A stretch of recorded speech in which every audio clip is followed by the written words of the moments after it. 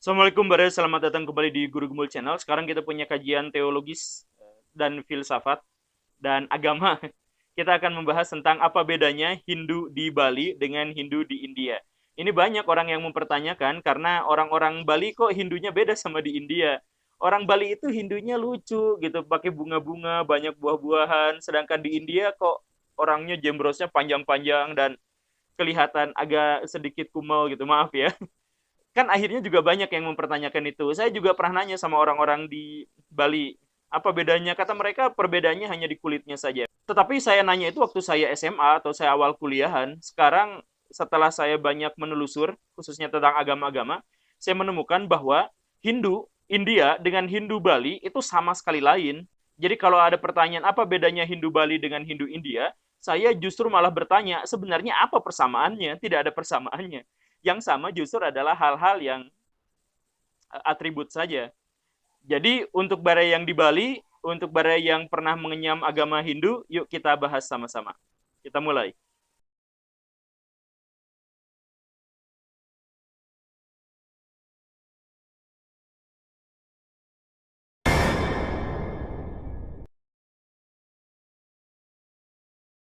Kita mulai dari kesalahan dalam definisi. Ini serampangan dalam definisi.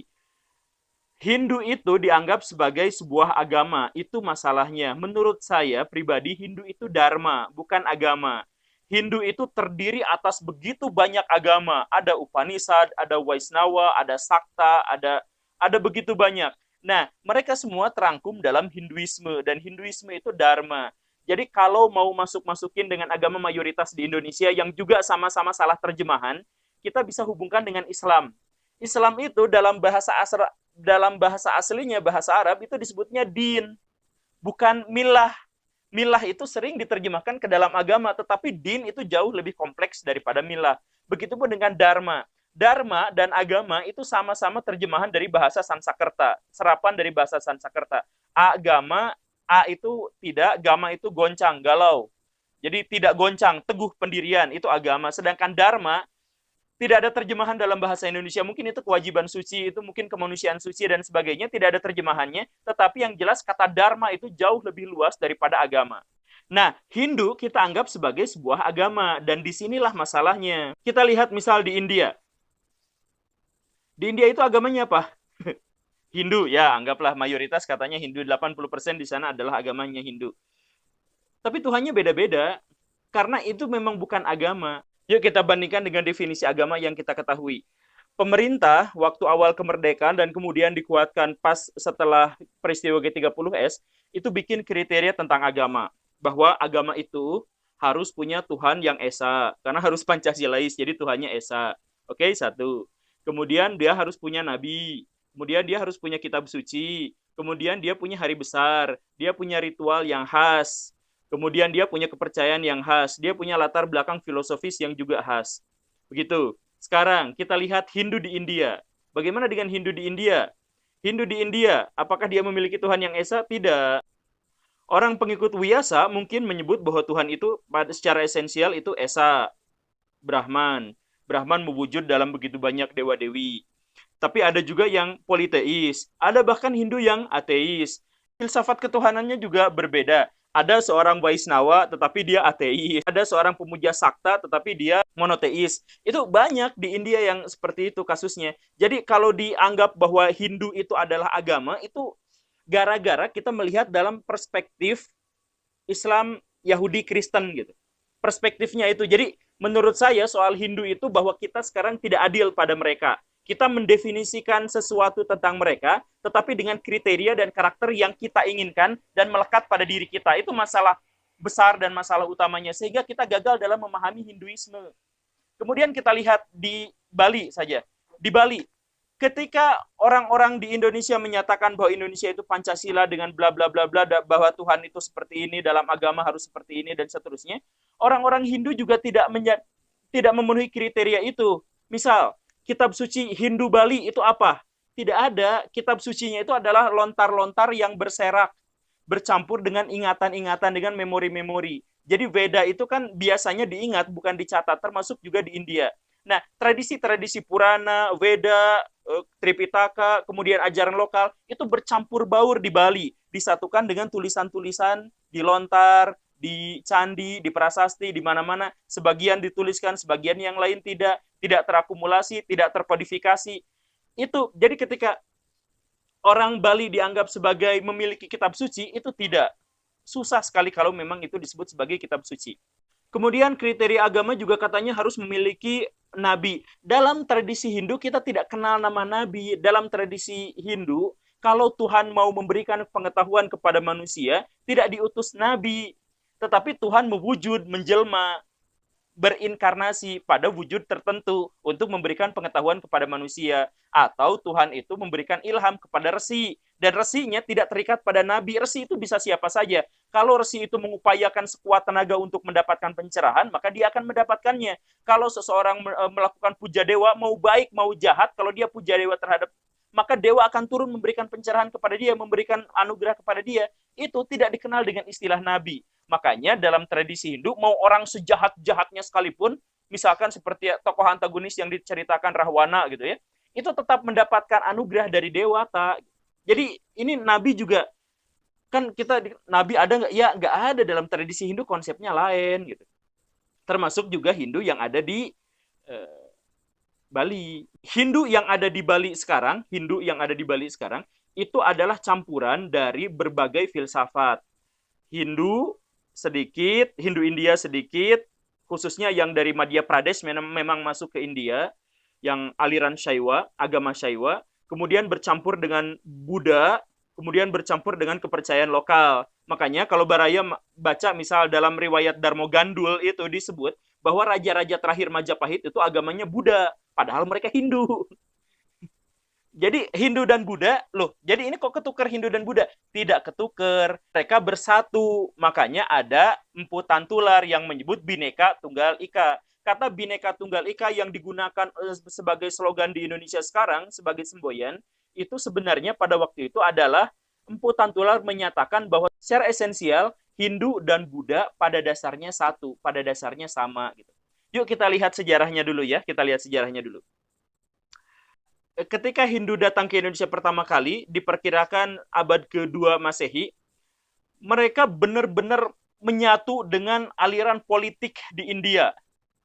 Menyatu dengan budaya di India. Makanya, lihat, raja-raja pertama di Nusantara itu 100% terindiakan. Namanya, Mulawarman, Aswawarman, Dewawarman, Purnawarman. India banget, bahkan dinastinya pun Warman itu dari India. Itu dari namanya. Tapi di pertengahan lihat namanya. Di kerajaan-kerajaan seperti Kediri, Singosari, itu namanya udah campur dengan lokal. Mapanji Garasakan, Mahesa Wong Ateleng, itu namanya udah campur. Berikutnya di akhir, zaman Majapahit, gitu, zaman Majapahit, namanya udah Gajah Mada, Lembutal, Hayam Wuruk. Gitu. Lah, maksudnya apa? Maksudnya kenapa saya bilang seperti ini? Maksudnya menunjukkan bahwa di akhir Hindu di Indonesia itu sudah menjadi lokal. Namanya aja udah jadi nama lokal. Awalnya India 100% Hindia gitu ya. Kemudian kita lihat candinya. Nusantara kuno itu punya kebudayaan megalitikum namanya Punden Berundak. Itu tradisi lokal Indonesia dalam hal arsitektur. Ketika Hindu pertama kali datang, mereka bikin kuil, bikin candi, bikin macam-macam. Dan itu 100% arsitekturnya ngikutin India. Lihat, Candi Cangkuang. Itu arsitekturnya India sekali. Tidak ada lokal-lokalnya. Tetapi zaman pertengahan, ketika Borobudur dibuat aja, ketika Kalasan dibuat, itu bentuknya udah jadi setengah India, setengah Indonesia, setengah Nusantara. Lihat, Candi Borobudur itu udah aja di Punden Berundak. Tapi dikasih stupa, dikasih patung-patung yang bentuknya India.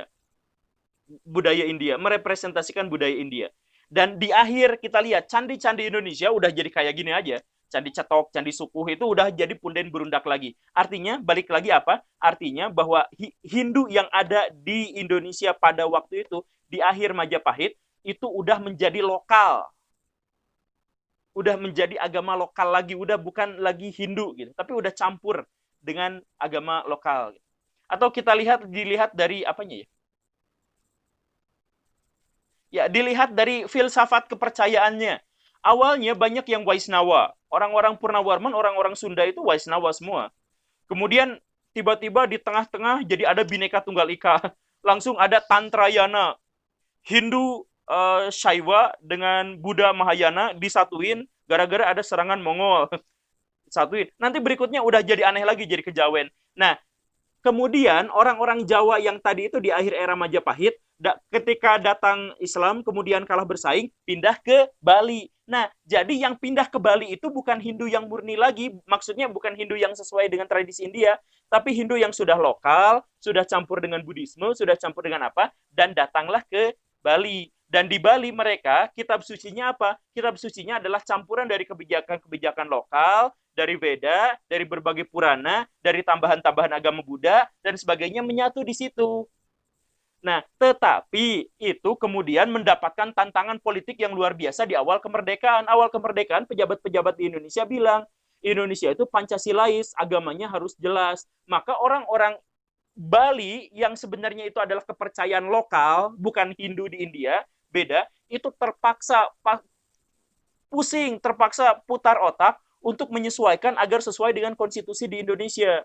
Maka Hindu itu berubah menjadi Hindu yang lebih mirip dengan di India. Jadi ada Vedanya, kitab sucinya, ada bikin hari rayanya apa? Hari raya di Bali itu beda-beda, tiap musim, tiap apa, bahkan tiap keluarga itu beda-beda dulu. Bahkan dulu namanya juga bukan Hindu, namanya Tirta, agama Tirta. Tetapi itu juga, oh harus gini, harus sesuai dengan agama internasional gitu dan sebagainya. Ini masalah politik di Indonesia itu masalah yang besar, karena dengan itu maka agama-agama di Indonesia yang lokal justru malah punah. Kita lihat Kaharingan, itu agama besar di suku Dayak, tetapi sekarang tidak diapresiasi, sekarang tidak dihargai, malah dimasukkan ke dalam ajaran Hindu. Gara-gara oh kan ininya sama-sama, kesamaannya banyak dihubung-hubungkan, biar monoteis, biar punya kitab suci, pokoknya mah dengan standar agama Abrahamik gitu, biar standarnya agama itu gitu. Jadi ya kalau agama sudah dilangkahi dengan politik, masalahnya sih jadi agak berat.